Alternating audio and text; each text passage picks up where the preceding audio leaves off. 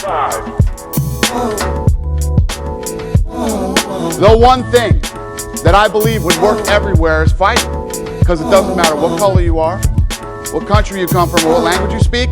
We're all human beings, and fighting's in our DNA, man. We get it and we like it. Hi, Michael Morgan, and welcome to this week's episode of the WOCast, kindly sponsored by The Prospect Apparel. For all your apparel needs, you can find them at theprospectapparel.com. Joining me, as always, is my co-defendant, G from WoTV. Hey, Michael, how are you? I'm not really too sure how to answer that. I don't really want to put off our listeners. It might be breakfast time when they're listening to this. And I really don't want to put anything off. But let's just put it this way. I've been sat on a white throne for the majority of today, and it hasn't been pleasant. So I'm recovering from what I think was a little bit of a stomach bug. Apart from that, I'm surviving. How about yourself? I'm doing well. I'm still pumped about UFC 241, but I would like to add that if you had eaten cornbread, you would not be sitting. You would not be sitting on that throne. Yes, sir. So cornbread has never upset my stomach, by the way. You know something? Your stomach's going to be kind of upset today because you're going to be eating crow. I'm going to be eating a shit ton of crow. Those were the worst picks of my life. I felt like a casual, but we'll get into it. You can get me today. You got it. Speaking of getting into it, this week's episode, we'll be looking back on UFC 241. We're going to have a special segment, a little bit of a break from the norm this week, in that we're going to be concentrating and having a deeper look at listener feedback, listener mail. And finally, we're going to unveil this week's Motherfucker of the Week. So first off, let's have a look at UFC 241. Now, I feel as though the drought was actually quenched at the weekend. UFC 241 delivered big time. Now, I want to really concentrate, as I'm sure you do, on the main talking points. And for me, that was one hell of a main event. Daniel Cormier taking on Stipe Miocic. The revenge was sweet and the revenge was swift. I mean, I have to say, all credit to Daniel Cormier for returning to the scene of the crime. Basically, black on black crime was committed where he previously lost to John Jones. Now, he'd actually, to the keen-eyed of you, he'd actually picked up his first loss at heavyweight. Now, that first round, I've got to say, it kind of, what's the word I'm looking for? It set the scene for the preceding rounds because, in it, there was a lot of energy exchange. There was a lot of domination, I would say, from Cormier, in that, I don't know if you noticed, but when he picked up Miocic, now bearing in mind this is in the first round, you'd expect that to have expended a lot of energy. Now, in picking up Miocic like a small child, it's obvious that, him as a 40-year-old man doesn't have the cardio, doesn't have the stamina, doesn't have the staying power as someone of younger years. Now, albeit that it looked as though he was putting on a show, in that when you pick someone up, I mean, really and truly, there was I would say, a delay in actually slamming on him on his back. It was almost as though, look at me, right? I have the power, some kind of He-Man type of approach. I agree. And I personally feel as though that set the scene for what was to actually, be his undoing, and that is a lot of energy expended, whether it was the takedowns, whether it was the relentless pressure, which he couldn't actually back up in the latter rounds. How did you see it? I'm totally agree with you on this. What I saw was a Daniel Cormier that was, I hate talking like this, but I might even go out on a limb and say, was he cocky? Was he overconfident? I mean, it was beautiful in the first couple of rounds that he had Stipe kind of almost confused. It was almost like Stipe wasn't throwing combinations. He looked stunted. He looked confused. And Daniel was just popping him. Elbows, punches, left, right, picked him up, slammed him. And he was shutting Stipe down. But at the same time, it's like, why aren't you wrestling? And why are you eating Stipe's punches? Like his hands were down, he was coming forward, and his defense was off. And then even that slam, it was beautiful and fun as a fan to watch, especially because I was in a bar. It was like, woo, this is crazy. But at the same time, it's just like, are you showing off? Did you come into this with no respect for Stipe? It looked that way. Right? I remember at the bar, I was just like, why are his hands down? And why is he not moving his head as much? And why is he coming forward with his hands completely at his waist and just bringing them up to pop Stipe here and there? And that's not really like him. Like, I was just like, what? And why is he eating these punches? And here's another thing about eating punches. He was talking about retiring, correct? He's older. He's 40. He wants to have a good state of mind because he wants to coach and he has children. But why aren't you defending yourself in a championship bout?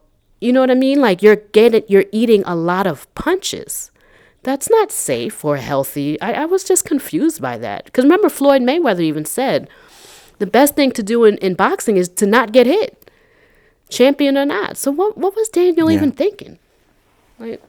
You're right. There was an air of arrogance about his whole approach. I mean, even in the run-up, he'd already obviously won in his mind because, he was talking about, what his next steps were going to be. But not only that, he thought he had Miocic out of there in the first with I don't know if you noticed, but in the closing rounds, in the closing seconds of the first, he was hammer fisting away and like looking up at Herb. I saw as that. Though, Herb, are you going to stop this? This man's getting hurt. And Herb had to be like, he's fine.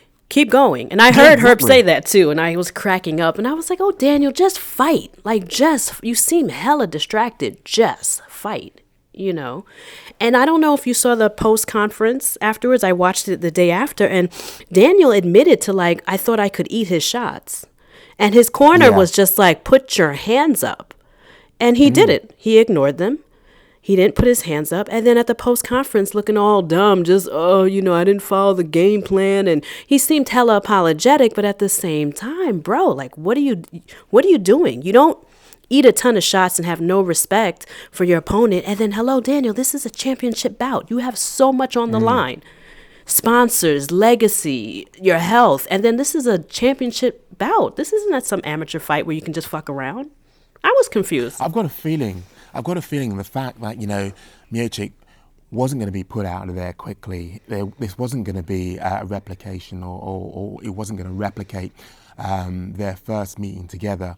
That shook his confidence. It shook his confidence to an extent where it was almost at every round, in the corner, he was asking, am I losing this? How am I doing?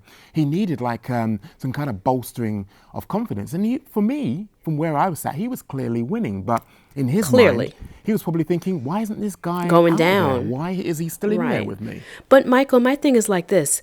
If you're starting to have doubts and you need to turn to your corner and ask them if you're winning, why not resort to the game plan, wrestling? Why not protect yourself? Why let him rack up on points as he's catching you with shots with your hands down? It made no sense to me whatsoever what I was watching. Well, initially I was like, wow, Daniel's just gonna, beat this guy up because he shut Stipe down. But yeah, big time. Oh my God. And I guess probably that's why he thought he had it in the bag, because I'm not going to front. I'm talking mad shit, but I thought he had it in the bag. At the bar, somebody was like, who picked Stipe? Huh? Look at this.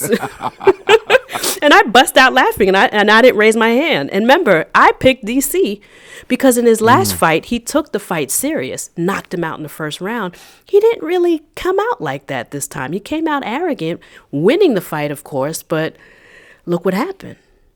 Look what Stipe did. There was clearly a lack of respect for what Stipe brought to the table. And I think that was partly a way of actually trying to unravel Stipe Miocic and his confidence. But it kind of backfired, and it backfired, I feel, in a big way, because to be questioning where you are on the scorecards, to be questioning how you're doing in the fight, he obviously wasn't that supremely confident.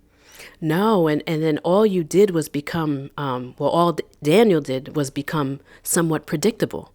So what happened is that Stipe's like, okay, let me just adjust my game plan. If you're just going to walk forward and not wrestle me and just throw these shots at me, no problem. I'll hit the body over and over again, and I'll get you to drop your hands. And as soon as you do that, I'm coming over the top, and that's what happened. And that is one of my favorite things in MMA is when you see a fighter go in there with a game plan, it goes right out the window, and they adjust. Yeah. It's beautiful. It's beautiful. It was a beautiful adjustment because those body shots were connecting over and over. What was it, again. 4 or 5 in a row? And then finally one of them had DC wincing. And then what happens? He goes right over the top. You want to drop your hands now because I'm hitting the body? How about I just hit you right in the face with this right? And then the flurry came, and it was gorgeous. And that's just smart. That's fight IQ. That's just, it's gorgeous. Go ahead. That was a masterclass in how you actually adapt and how you actually change your game plan on the fly, because no doubt Miocic went in there with a particular route to victory, but it looked as though it wasn't working. Well, exactly. And to do that with the confidence that, just listening to your corner, just listening to, your own and not sense giving of, up. Your own sense of what is going to be your key to victory, based on the fact that you could quite clearly see that Cormier was blowing. Either his arms were burnt out, because I was thinking, why is his hand so low? Now, hold that thought. Just makes me think Hold that thought before you break that down, because I've got some good questions that we need to break down about his hint cardio and stuff like that. So let's not dive too deep into why, because I really want to catch you fresh with these questions. Okay. For the listener questions. But, keep that in the back of your mind, because we are going to discuss cardio and what happened a bit more detailed later on for the listener questions. I got some good ones for you, Mike. And sticking with cardio, the fact that, Nate Diaz and Anthony Pettis saw a 3-round, I would like to call it a war. It was definitely, they were definitely on their A game. We didn't see Anthony Pettis take a back step. I personally feel as though Nate Diaz doesn't know what ring rust is. He returned in a soldier-like fashion, proving that, ring rust is just a word to him. It's not an actual thing. Oh, yeah. And to be honest with you, I will say this. Initially, the first minute of the first round, I thought I saw some ring rust. He just looked different to me. And I just was like, again, he adjusted immediately. And the reason why he looks so different, because I got the deets after the fight. I watched the conference. Nate said that he warmed up backstage as if it was a 5-rounder so that he could come out already kind of like firing because he's used to fighting at the 5 rounds, but he wasn't used to doing something like that. He's used to 5 rounds. So that's probably what I saw when I was like, why is he kind of sluggish or whatnot? But again, the way he faced adversity, to have 3 years off, to kind of warm up in the back like he was fighting, and to come out already in the 3rd round, and then to adjust because he was tired and still come out on top. It was just amazing. I love when fighters adjust their game plans. I love it. But yeah, it was a war, definitely. Oh, big time. And Yo Romero and Paul Acosta, I've got to admit, I had big hopes for Yo Romero. And I have to keep reminding myself, he's 40 and change. If I look like that, even a kind of like, shadow of what he looked like, man, I'll be pleased. How does he manage to maintain that physique, that frame in his 40s? It's got to be like genetics, and he's probably been working out since he's like 3 months. You know what I mean? Like he's just came out of there just in shape, maybe. Just, I don't know. And I think it's his work ethic. I listened to like a GRE podcast of Joe Rogan, and he described what he went through in Cuba as far as wrestling, and it sounded really like almost like jail, but not really. Like, it was tough. Like, I was like, damn, this is what they do for wrestlers in Cuba? This shit ain't no joke. And to him, it just seemed like another day at work, but it sounded so strict and tough, and I don't know. And then, you know what? I bet you when he's not fighting, perhaps he's eating well and still exercising. Perhaps, you know what I mean? Perhaps it's a lifestyle, because the man just looks wonderful at his age. Yeah, I have to say, hats off to Yoel Romero because he's a specimen of a man. And Yeah. one of the things which I noticed, which for me was new, the whole having fun in there and poking his tongue out and taunting. Yeah, trying to fake him Paulo out Costa. too, like pointing Yeah. somewhere. And the knockdown for knockdown approach as well. It was relentless. I would say, one of the highlights of this card was just the fact that, you had two, I would say, poster boys for the UFC in the way that you actually look after yourself, maintain your body, but not only that, approach fighting. It was just incredible to watch that exchange, that back and forward. I personally feel I could see why Romero was obviously, feeling as though he'd done enough because of all It was close. the back and forth Yeah. and the takedown.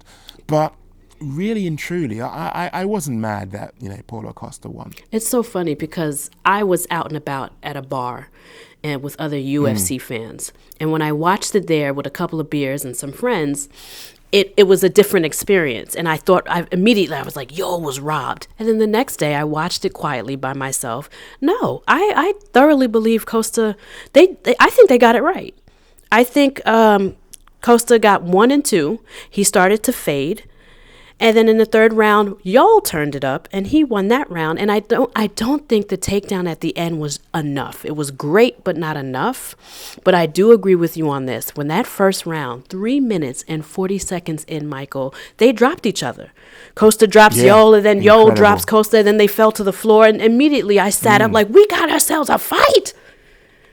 And it went on, and they went back and forth, tongues sticking out, blood, coming out of Costa's mouth. He's never gone 3 rounds. He's never gone the distance. And here's another thing. That kid Costa can take a punch. He was eating them, getting dropped, getting back up. Like, he's got a hell of a chin. And then he kicks Yoel in the face, and Yoel's like, yeah, whatever, and keeps coming forward. Like, I was just like, what's happening here? Y'all don't feel these kicks and punches to y'all faces and bodies? Like, nobody's wincing. Nobody cares. It doesn't hurt. I couldn't believe it. It was everything a fan could ask for. One of the intriguing things, which actually came out of UFC 241 is, what's next for those 3 winners? Mm-hmm. And there are some real exciting prospects on the horizon. I mean, Paulo Costa, what I liked about Dana White is the fact that he's paying, he said, out of his own checkbook, out of his own bank account, a plane ticket for Paulo Costa to be cage side when Robert Whittaker takes on Adesanya. Mm-hmm. Now, I love the prospect of Costa facing Everman. I have to say that is going to be an incredible showdown when that actually happens. But what I liked about Nate Diaz is the fact that he didn't really go the obvious route. What a lot of people were anticipating, he would say, was, okay, it's the trilogy. It's me and you, McNuggets, or it's me and you, McGregor. No, he went completely left field and said, where Jorge Masvidal at? I love that. I love the fact that, he was looking at who's hot, who's really going to give him, who's going to really give him a fantastic payday, who's actually competing right now, who is the hottest name, and he's going after that. Similarly, what's next for Stipe Miocic? The fact that, on the horizon, he has got some serious competition in Francis Ngannou. I really do feel that should be what they put before him next. Oh, yeah. And I think that's the allure of this fight card, is that there's so many puzzles and pieces to put together even after such excitement, because everybody has somebody to fight next. We all have somebody in mind, and they're all important matches. You understand? And for me, to touch up on Pettis and Diaz, I think Diaz called out Masvidal because, one, that is the most relevant fight he should take right now, and it gets him 100%, and it gets him in title contention. It's very smart. It's not just I want to fight the best gangster. That's him selling the fight and being Nate Diaz. But what he's actually doing is setting himself up for a title shot. If he takes Masvidal's momentum away and beats him, you have to give him to Kobe Covington or Usman or whoever wins that fight. You kind of have to, because Masvidal's knocking on that door. So it's very strategic and smart to call that out. It's also a money fight. And then Masvidal's the hottest thing out right now, baby. Like, you're going to get paid and you're going to take his momentum. Why would you call out Conor McGregor? Yeah, but what's going to happen to our boy now? I mean, yet again, the stepchild, the stepson, the black sheep of the family. Basically, Leon Edwards has to take a back seat while someone else takes his dance partner. What is that about? I mean, really and truly, where's the justice? There will be no justice, because unfortunately, this is... No, I'm just going to keep it real. I feel so bad for that baby, because... There is no justice, because the problem with Leon is that this is also like an entertainment business. And the problem is that fans are not clamoring for Leon to fight these guys. His name's not in the mix because it's like either they can't connect with him because of his personality, or because he just shuts people down and doesn't really knock people out, or his fights are very strategic and precise. They're not...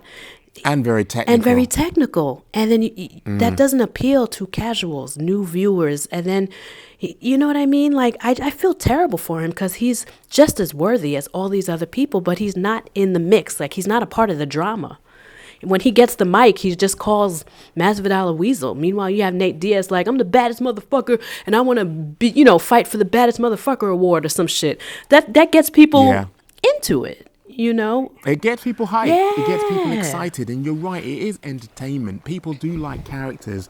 And Nate Diaz, his character shines through, as does Jorge Masvidal. Right. So, as much as I love my brother Leon, my Jamaican brother Leon, I personally agree with, the next fight up being Masvidal versus Diaz. But somewhere down the line, Leon has got to be in the mix. He's got to get his chance to get his free piece of jerk chicken and a bigger grade. Right. Because really, really and truly, that story, there is a narrative there, but I don't think it's going to be right now. It's not fair, because Leon deserves his beef patty and cocoa bread. He really does. Like, he really...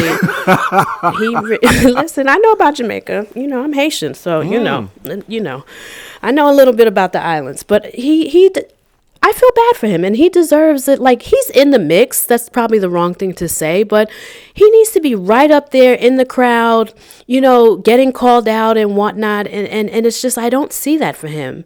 But what I like about Leon is that he don't give a fuck. He gonna beat up whoever they put in front of him whenever they put in front of him. So his time will come. You can't ignore him either.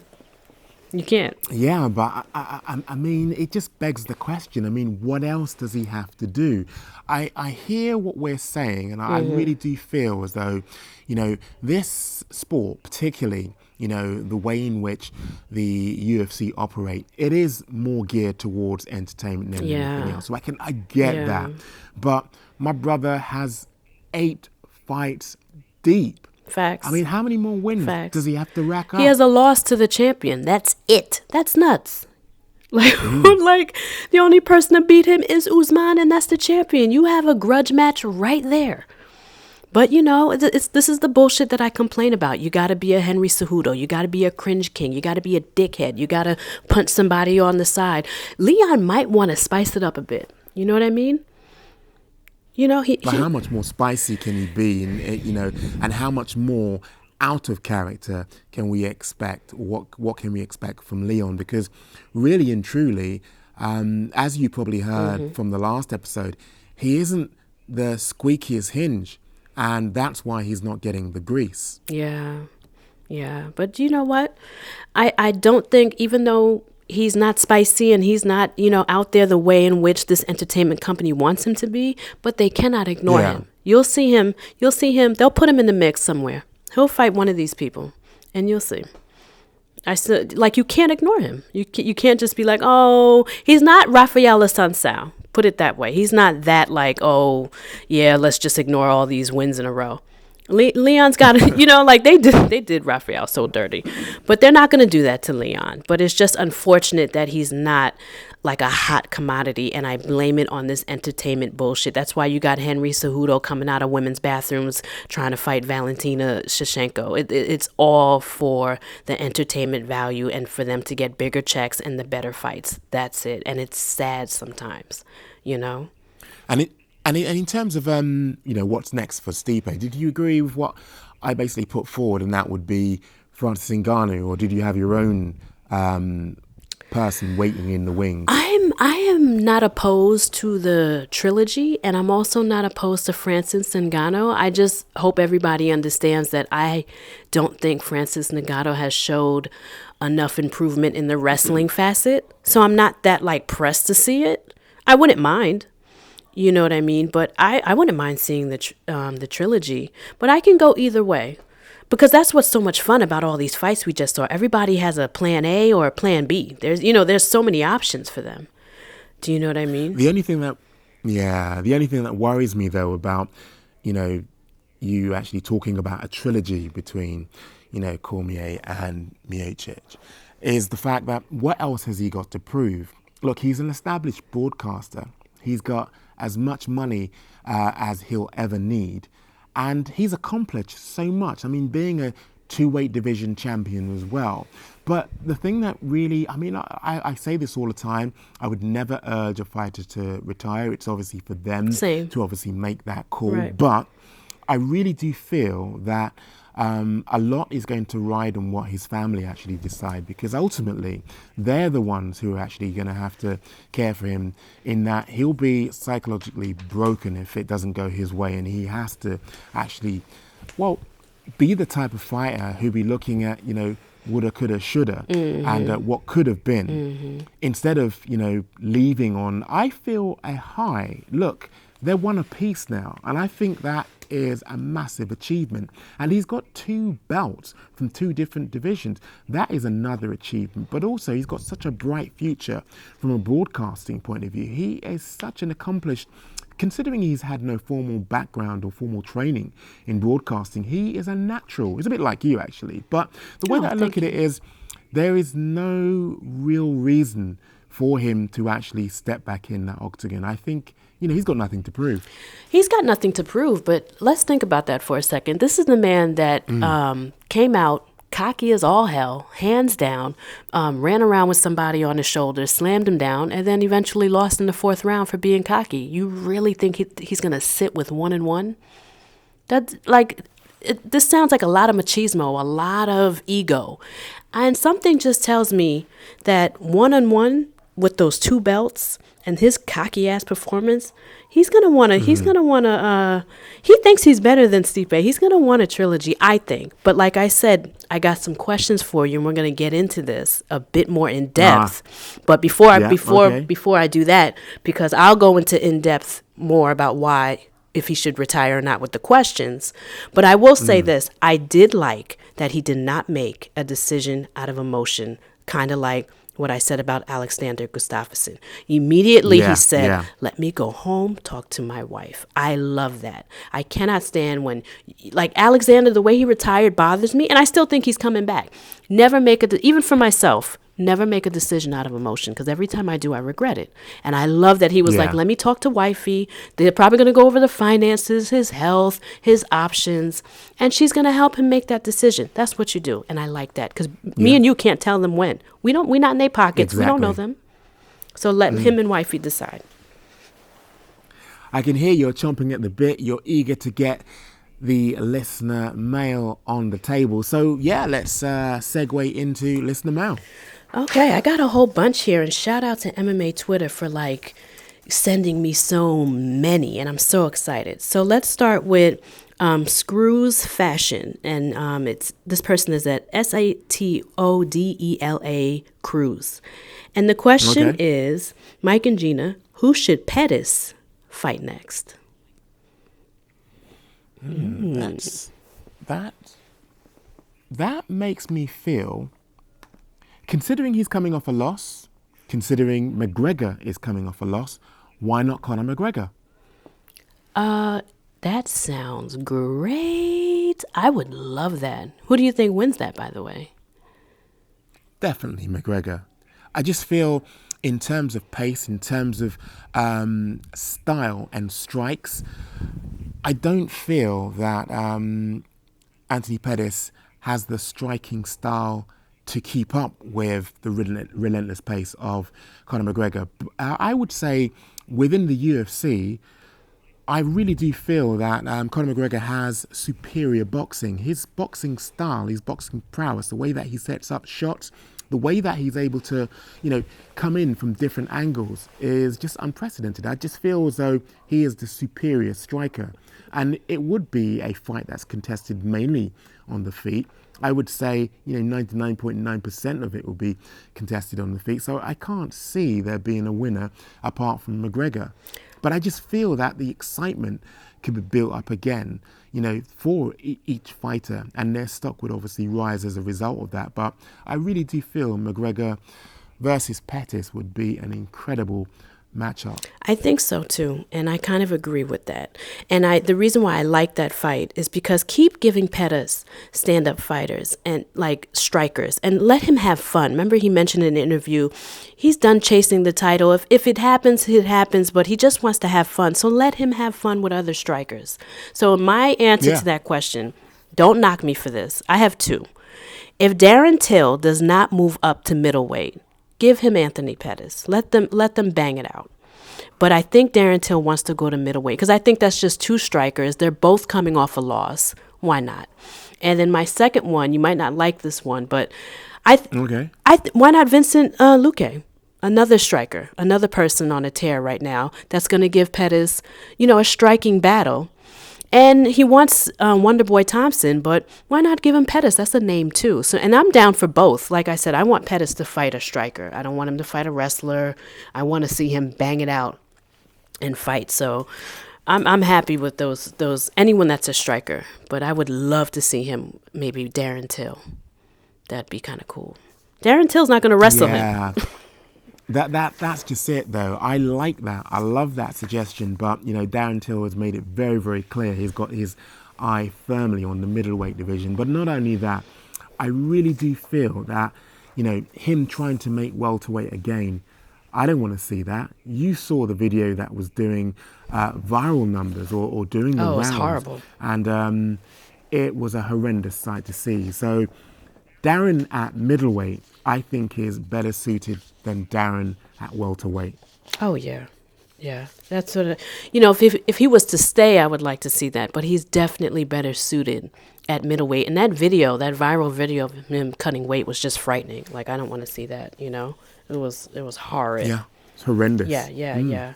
So let's see what the next question should be. This is from Fighting With Myself podcast. He said, okay, would you rather see Diaz versus Masvidal or Diaz versus Conor 3? Ooh. You see, based on what I said previously, just looking at this question specifically, it's a tough one because I want to see that trilogy. I so badly want to see that trilogy. But I just like the momentum that both men now have. The fact that, Diaz obviously coming off such a long layoff. Diaz coming off such an incredible win.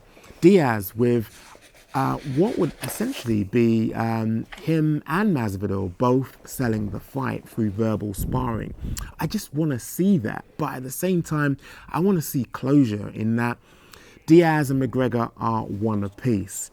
If you had to, or if I had to choose and gun to head, it would be. I have to say, it would be Masvidal Diaz.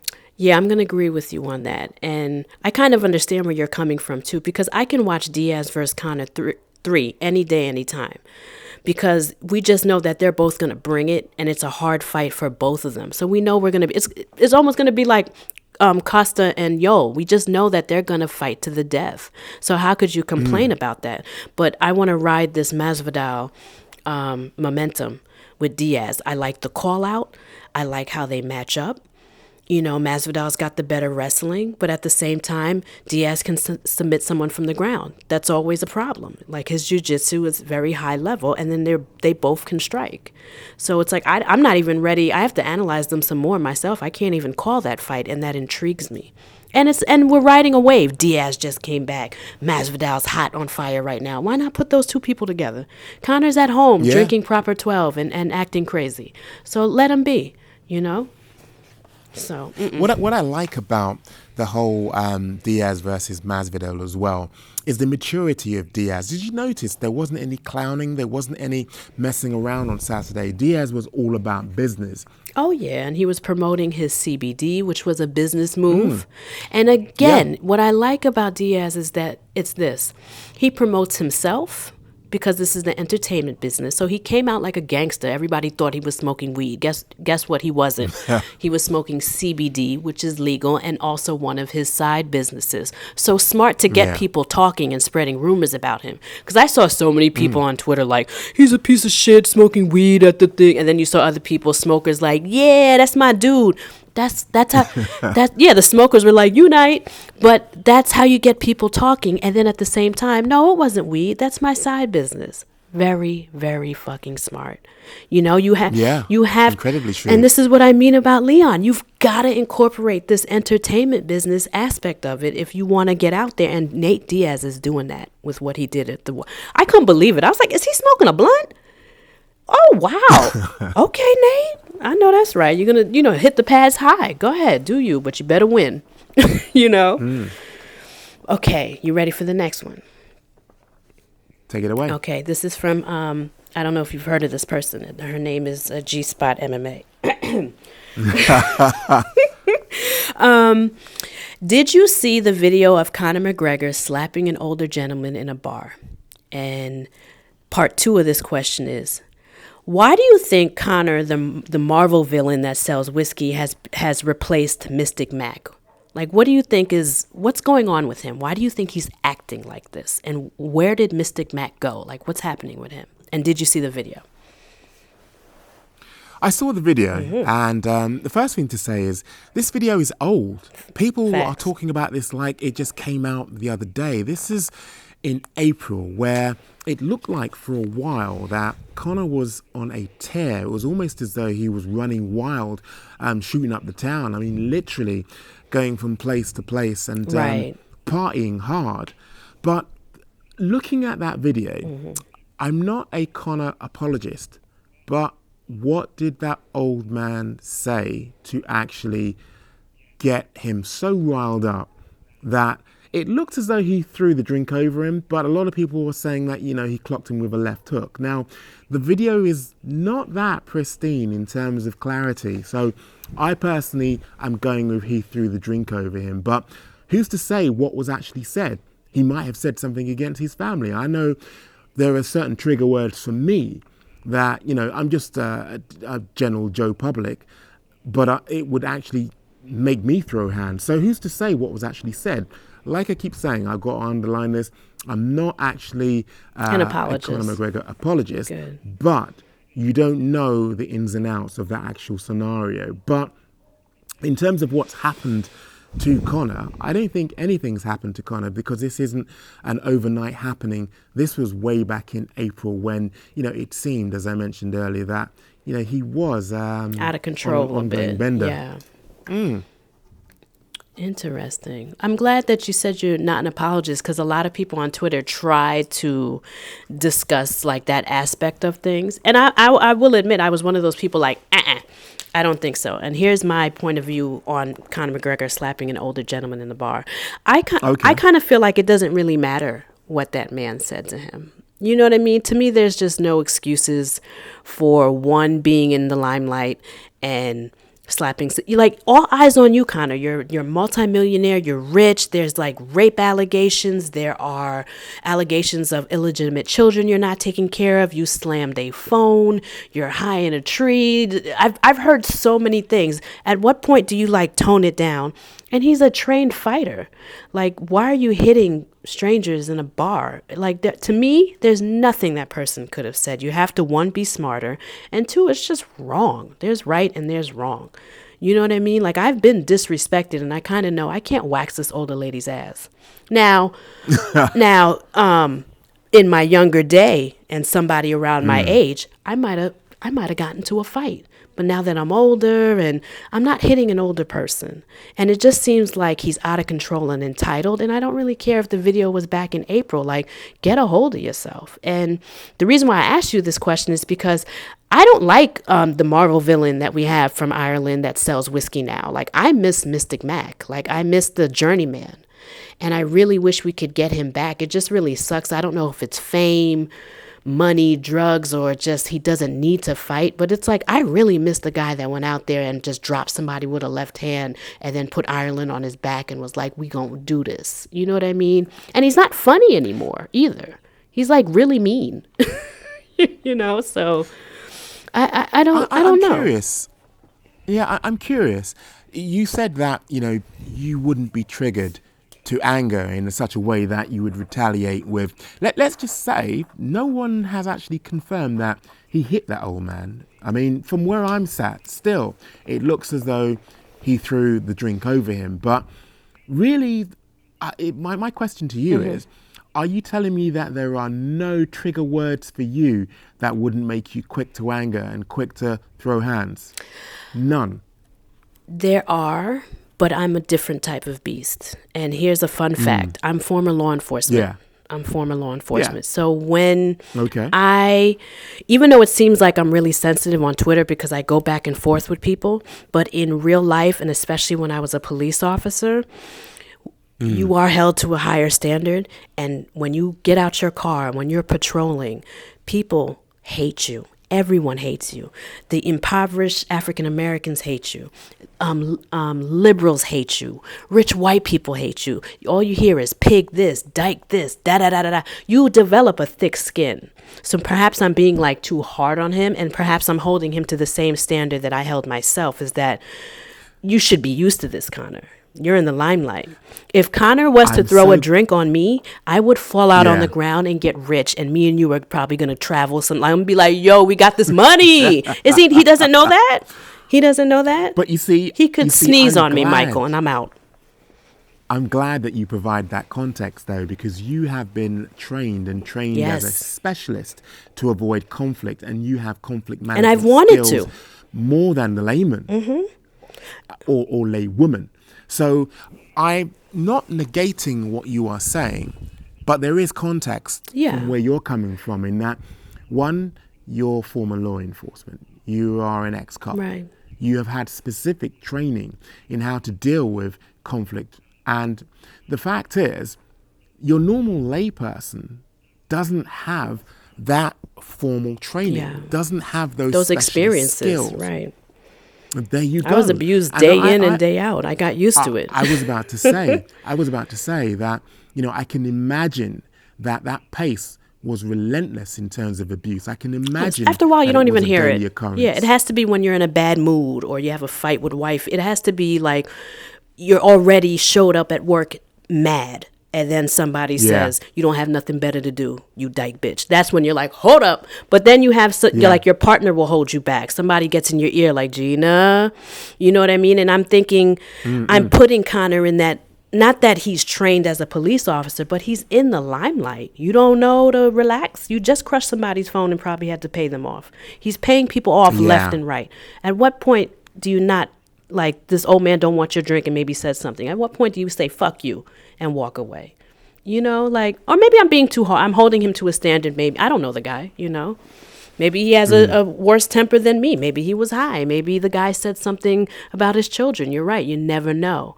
But exactly. And let's just put this again into context, and let's just remember that, we don't know how many times a day that happens to Conor and it McGregor, does wear on you. Disrespect, people taking, that I people can relate to. taking liberties, Yep.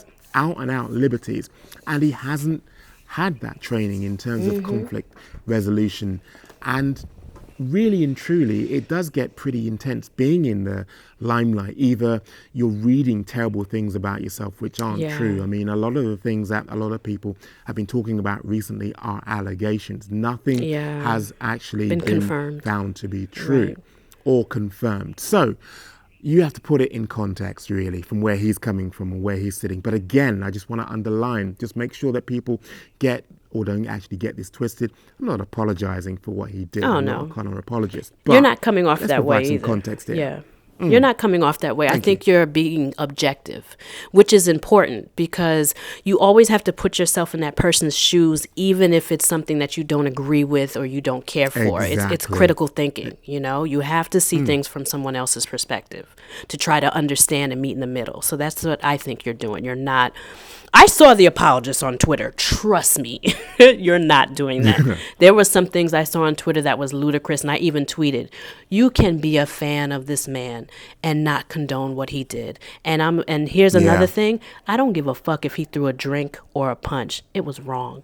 So the whole it was a drink. You want somebody throwing a drink on your grandfather? Like, no, or on yourself. Put yourself in that man's shoe. That man did not want to drink, so that meant throw a drink in his face. And so what if he was like, man, fuck you?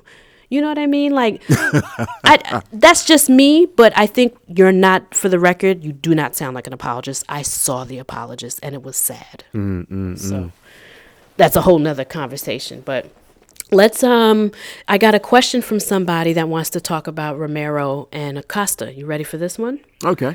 Okay. This is a new follower. I'm not familiar with this person, but thank you for putting in a question. Hopefully you're a new listener as well. His name is Easy 15516961, whatever that means.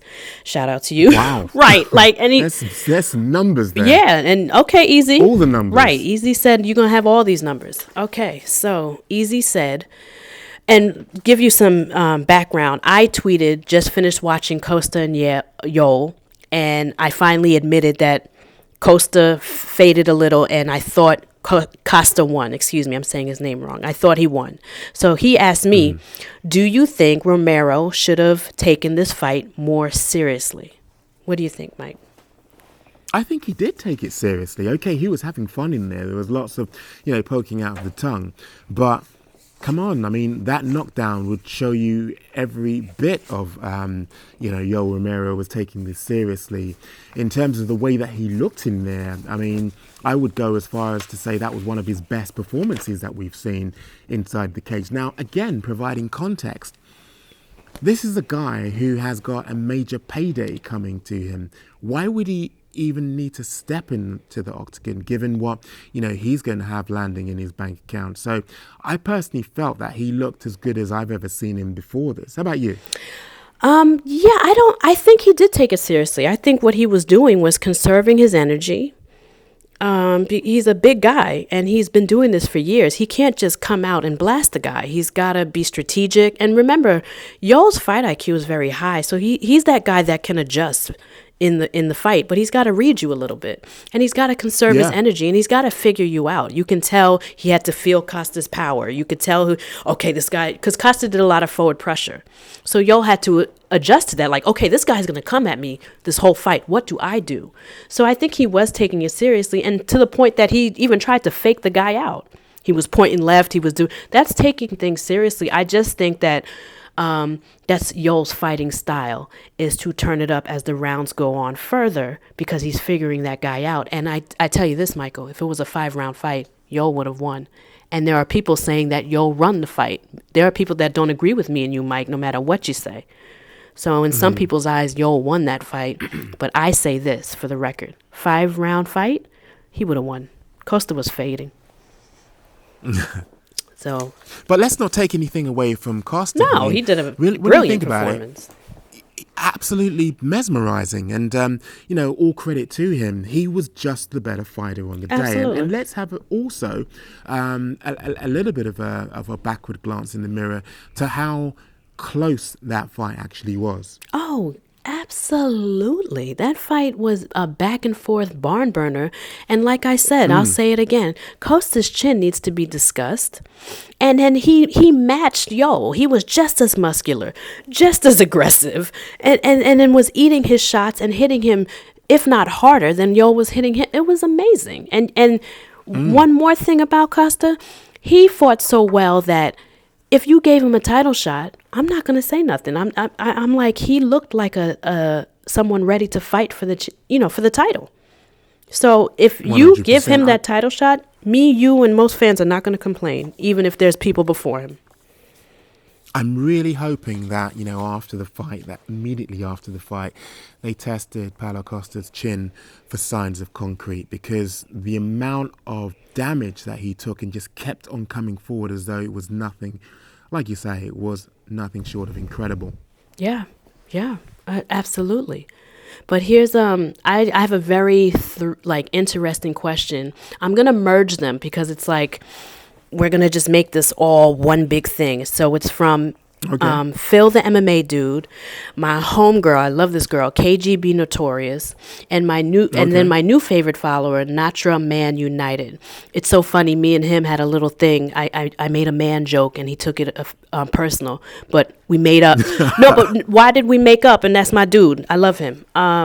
So the compound question is, all of them seem to think that, well, Phil said DC looked mentally unfocused, okay? Wow. Yes. Here's what KGB had to say. It looked like he was slowing down even before the breath-stealing body shots. And then Natra, my favorite new follower, said, this was interesting. This is a fun fact. He said, off a basis of 3 fights, DC versus Jones 1, DC versus Gus, DC versus Stipe 2, all 3 times DC faded in the championship rounds, and twice his opponents had the ability to take advantage and secure a win. All 3 of them want to know, does DC have an issue with cardio?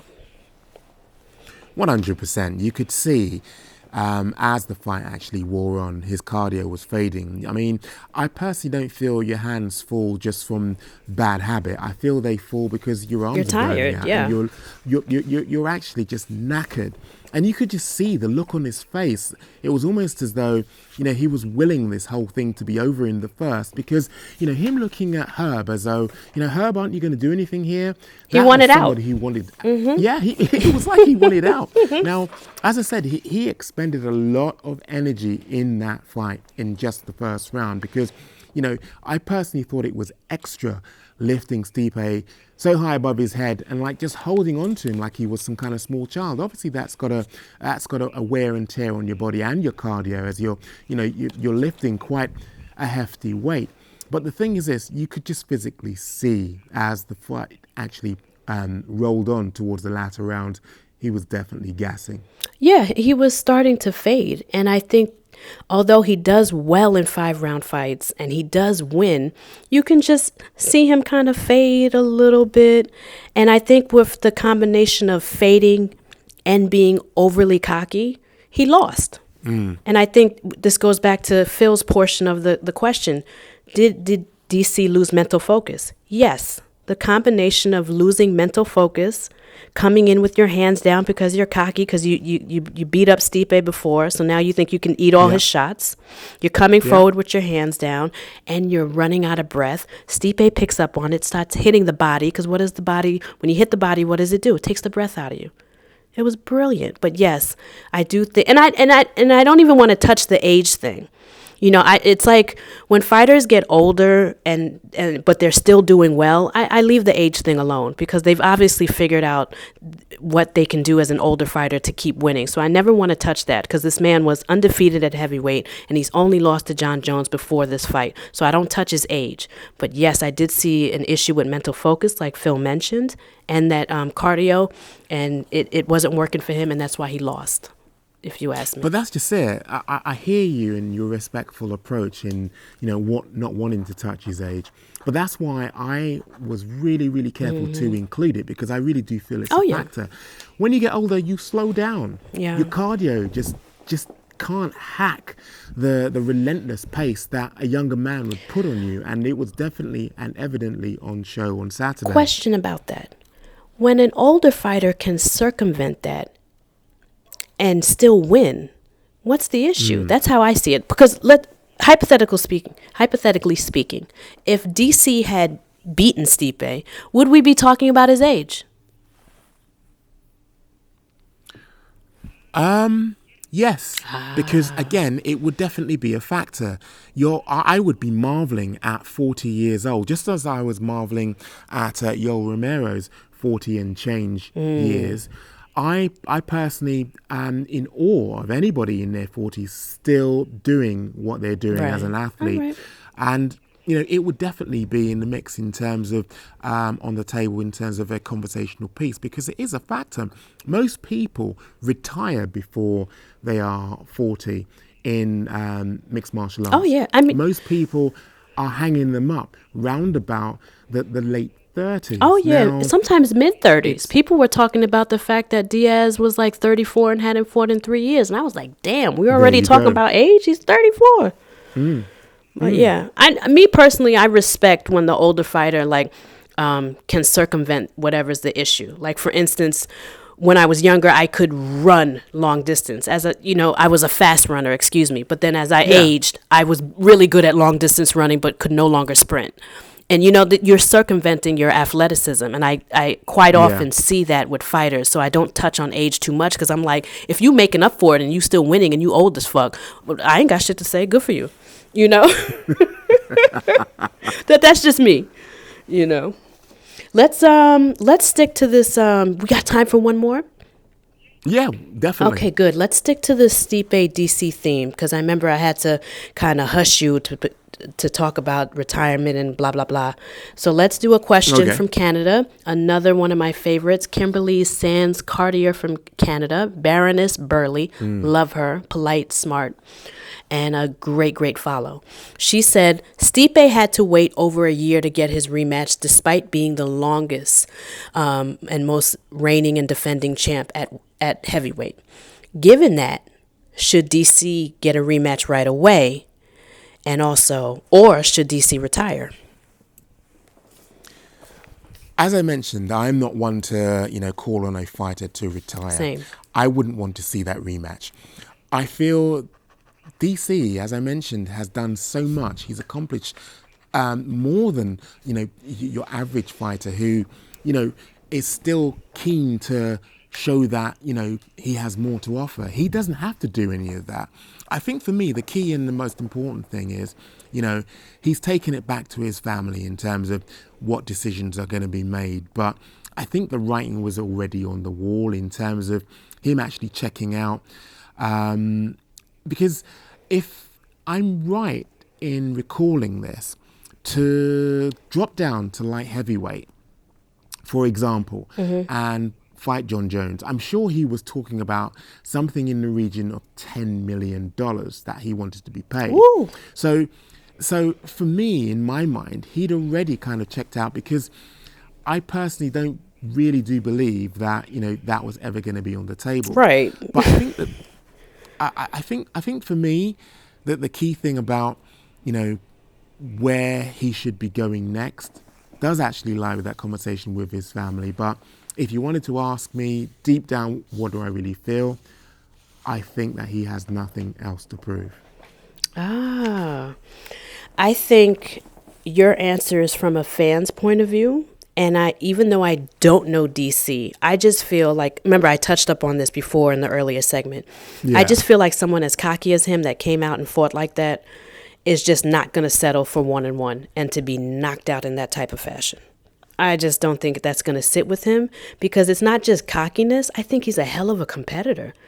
And I don't think he's going to be able to sleep at night knowing that Stipe, they're tied. I mean, look, he did it with John Jones. He went for him twice. You know what I mean? And sometimes he even mulls over doing it again. There are articles and statements of him like, you see, he wants to, for $10 million, he'll do it. You know what I mean? So I think I'm so happy he's going to go home and discuss it and make the right decision, hopefully, because like me and you said, it's none of our business to tell any fighter, even like a Diego Sanchez or a BJ Penn. It's none of our business. We don't fight. We're not in their pockets. But I do think that he's going to want to fix his legacy. He's going to want that back, which is kind of foul, because I could see him beating Stipe and then like vacating the belt, which is fucked up and just not cool. But I think with somebody with such an ego, he'll do it. And as far as should he get the rematch right away, I think Stipe should be petty and not give him the rematch right away, because you saw no, like, cause Make him win. yeah, because I'm petty too, and if I could, I just wish I could switch places with Stipe and just turn into the king of the heavyweights and be like, no, you shall wait, I'll take Francis, just like you wanted me to wait when Brock was on the table. Wait, bitch. That would be me if I was Stipe, but Stipe seems like a really nice guy. And also a competitor. He's probably going to want to be like, let me shut this up. Let me shut everybody up and beat him again. But my answer is Stipe should be petty, like me, and make that aging man sit down and do another fight camp and get older and then whoop his ass and be petty, because that's what I would do. So, Wow. But I'd watch it. I'd watch a trilogy because the fight was competitive as hell and it was fun, and I'd watch it again. And you never know what's going to happen at heavyweights. You just never know. Look what happened in the last fight. Daniel was winning. Boom. And he was knocked out in the 4th round out of nowhere. And I could watch that again. Who knows who wins the next time, you know? I hear you. Yeah. So let's see what's next on the agenda. I think I'm running out of questions, Mike. They what do you think? I suppose now is a real opportune time then to wrap up the show with Motherfucker of the Week. Oh boy. This is your favorite segment. I always look forward to this segment now. I love this segment. Oh, I mean, always making trouble. That's the strap line. Yeah, but the thing is with the trouble is that my Twitter page is trouble, you know? So it's just kind of like, here we go again. But I don't mind, because I do quite enjoy putting people on blast and being honest about how I feel. And I feel like, and before I reveal who this person is, I would like to say that one of my followers listened to our last show and tweeted, "Thank you, Michael and Gina, for discussing cyberbullying, especially when it pertains to women, because Gina, you are 100% correct. Some of these guys are scaring us."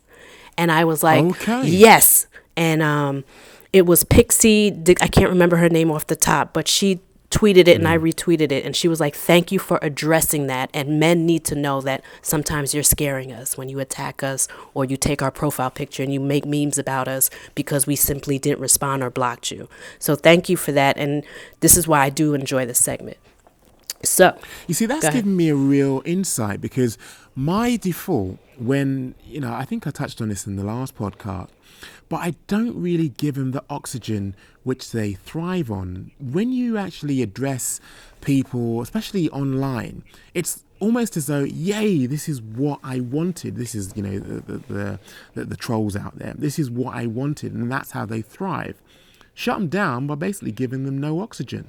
Oh, yeah. I mean, Michael, I try to do that when I block people. I have no patience for the name calling, the constant arguing, the racial slurs, the homophobia. I just hit the block button and you're out of my online experience. But for some reason, when I block people, I cause a ruckus, and I have like a support group out there of men that are upset that I blocked them, and I really wish they would get over it and move on, because well, a few of them have actually approached me. I was just about to Why say, have G blocked me? Yeah, and that is ridiculous, because it's like, you've become my Twitter lawyer. Guy Shook is my Twitter lawyer. I have a few of them. Like, sometimes when I block people, I have to contact my homeboy Guy Shook and be like, be prepared. This person's going to contact you.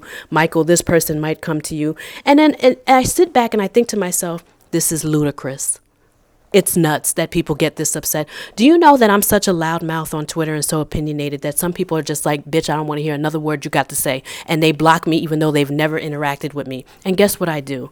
Thank you, y'all, for being mature about not wanting to hear any of my opinions and not liking my content and doing it like an adult. And that's what the block button's for. Exactly. More people should use it. So when I do it, that's not what happens. Everyone gets upset, and then you have these men going in. So let's discuss one of them, Michael.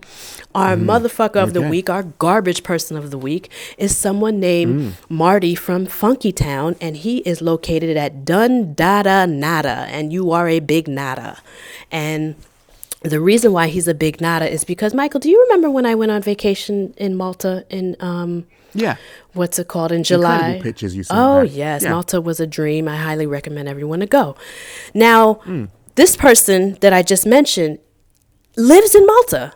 And when he saw that I was posting in Malta, he was like, I have it right in front. He hit you up. Oh, you know it. And guess what? He was a nice young man. Oh my God. Okay. He welcomed me to Malta. I'm looking at it in my phone right now. He told me he was close by. He told me that my hotel was close to where his children went to school. He gave me travel tips on Malta because when I showed up to Malta, they were having this fireworks show and I didn't know. So it sounded like I was in Beirut like. Whoa. Stop the press. This man has children, so he is a proper adult. Yes. He's a highly functioning adult. And not just that, we exchanged first names. I told him my name because he was so nice. I said, my name is Gina. How are you? And thank you for the travel tips. He even told me about why fireworks were being blown up in Malta from sun up to sundown. I really felt like I was like at war, and it was like, what is going on? That's a whole nother story. Yeah. But he walked me through it. He was like, Gina, you're in the middle of a festival. I said, this guy is so nice. Then he said to me, let's meet up for coffee. Because he was so nice and we exchanged names, I didn't mind. Yeah. But the problem was I had booked so many tours, I couldn't meet him, and I told him that. And he was like, that's okay. You're on vacation. I understand. End of story. I go back to the States. Lo and behold. Sounds like a perfect gentleman. I liked him. I have no issues with him. I'm chilling on Twitter. I get screenshots of who? Marty and the support group of people that I've blocked saying horrible things about me. I couldn't believe it. I've never argued with Marty. I've never, ever, had a Twitter debate with him. And it was just shocking to see, like, screenshots. I have it in my phone right now. I'm a moron. How come she didn't? She was friends with someone for a year, and then she didn't blab all this stupid little high school drama. And then somebody else referred to me as a giraffe. He laughed. I'm a giraffe, Marty. I'm a moron. But meanwhile, Marty, you wanted to meet me for coffee. So I'm thinking that because I didn't meet him for coffee, his little ego, his feelings got hurt, and then he jumped on this bandwagon. And I just want to say I blocked you for that because you're fake. And I'm so glad I didn't meet you because, again, what are you, a serial killer? You hop in my DMs, tell me your real name, tell me your children are close to the hotel. I know where you live in Malta. We have a beautiful exchange. And then you go on a thread and you call me a moron. You compare me to an animal and you make fun of a picture that someone cyberbullying. And get your ego in check. I didn't meet you for coffee because I was busy. And that was just fucked up, Michael. The thing that kind of is baffling about this is the age of the man. See, in my mind's eye, when I think of the average troll, when I think of the average cyberbully, it's somebody who hasn't achieved an awful lot in life, who is basically sitting in his mom's basement with not much to do because he's not got a job.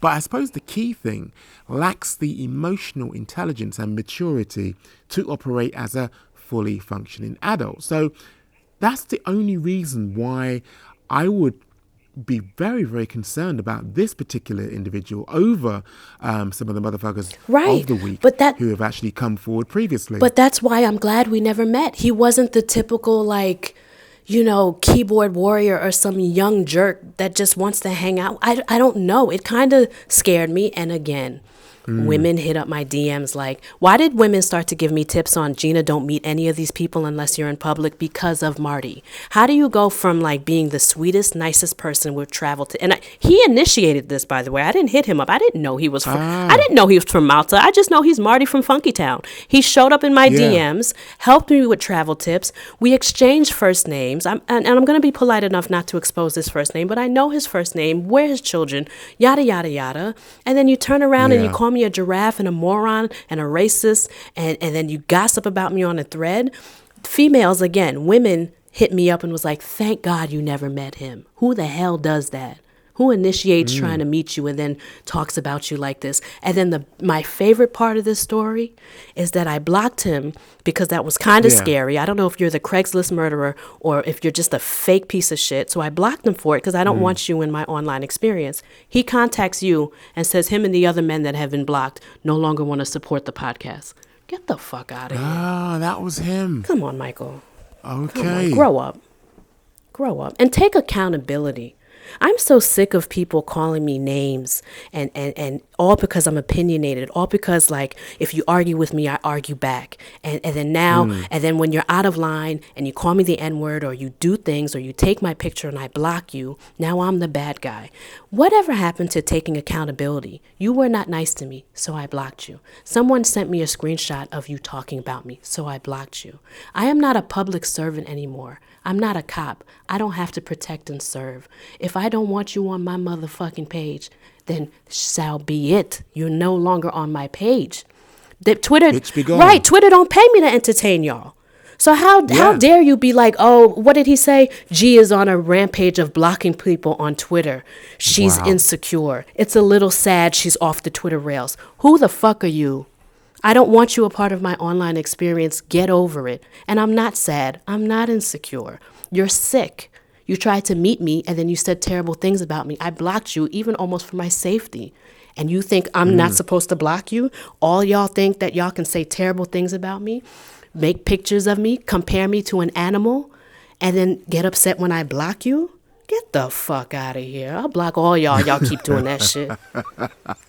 And the party continues. I'm doing a fitness challenge, Michael, right now. I talk more. Yeah, explain about that. Yes, sir. So I'm doing Break that down. I'm doing a fitness channel for those that a fitness. I'm so excited. I can't even talk. I'm doing a fitness challenge because I am going to Thailand to train in Muay Thai. Oh, wow. Yes, sir. Wow, I'm so jealous. Yes, and it's like a dream of mine. And so I Incredible. booked it. I'm going for Christmas break, and I picked a training facility. It's called Ratachi, and I'm gonna go there for Christmas holiday. Okay. But the thing about it is that I'm so busy that I can't always work out consistently. But I have to get there in shape. There's no way I'm going to be there out of breath and not keeping up with the group. So what I'm doing is I'm doing a challenge right now with push-ups, and we're all going to like make UFC bets instead of betting money. We're going to bet push-ups. We're going to upload the videos, and I'm pairing people now. You're in there, brother, and we're having fun, and I'm organizing it all this week. It's taking time. If anybody's listening, it's taking time to put it together because of all the different time zones, Australia, yada, yada. So once I get everybody's responses, I'm going to pair people up, and I can't wait. And if this is a success, we'll up the ante. We'll change it to chin-ups. We'll change it to burpees, and I can't wait. But this is what I'm saying, Wow. Michael. Like, this is why I block people. I don't want you a part of this. I don't want you a part of this. You don't deserve to hang out and have fun. And ever since I blocked all these people, and I ignore them now. Remember how you told me don't feed them? Because I ignore them. Exactly. Because I ignore them, my Twitter experience is now, if you go on my page, it's mostly MMA. It's no longer like someone called me the N-word. Look at this. Now it's mostly MMA. Now it's jokes, memes, and fitness challenge. And it will continue to be so without these 15 to 20 men that can't get over the fact that they were fucked up and can't take accountability for their actions and got blocked. Get over it and move on with your lives. I'm begging you. Man. But yeah, I'm loving that fitness challenge. I've got to admit, I'm kind of excited to see who I've been paired up with. I'll take on anybody who you put in front of me, but I'm just saying. Oh, yeah. Anybody can get it. And everybody's fitness, that's how I feel. Like, I'm ready to go. I did push-ups today in the gym. I'm back in the gym getting my reps up. But everybody, don't fret. You're going to be paired up with somebody that's at your level. That's what's taking so long. You know what I mean? Like, You know something? Go ahead. I mentioned it on Twitter earlier, but I feel as though I might as well just take my L now. So I'm training for my L. So don't whoever's go into paired it up like with that. me, man, but my picks are so horrendous. So I know that I'm not gonna suddenly have a winning streak just out of thin air. Well, you get into because shape my while you eat picks- crow. There's nothing wrong with that. You're going to be pushing. Yeah. Well, there is that. Yeah. Yeah. And then guess what? Everybody that's involved is going to get me ready for Thailand. And then everybody who is just doing this because they're into fitness or need to get into it are going to enjoy this. And we're going to upload like the silliest photos, and you're going to tag me in them and your opponent. And we're going to laugh. Love it. We're going to laugh like we always do on my page. And that's it. That sounds like a Yeah, plan. the party continues. Whether when you're blocked, you're not involved anymore. See ya. Well, just before we wrap up, just so that people who aren't following you can follow you, what's your Twitter account My address? Twitter account is G from Woe TV. That's And me. people, if you're not following me already, I'm at Mike Woe TV. That about wraps up this episode. I have to say, as usual, I've had fun. I hope you've had fun listening, and I hope you've had fun, G, Always. participating as always. And thank you for letting me vent about these Twitter problems. And also, it's always a pleasure to talk to you about MMA. Well, if anybody else does want to chime in, does want to continue any of the discussion points that we have started on this podcast, on the Wocast, you know where to get us on Twitter. Until next week, make some trouble. Always. See you next week, Mike.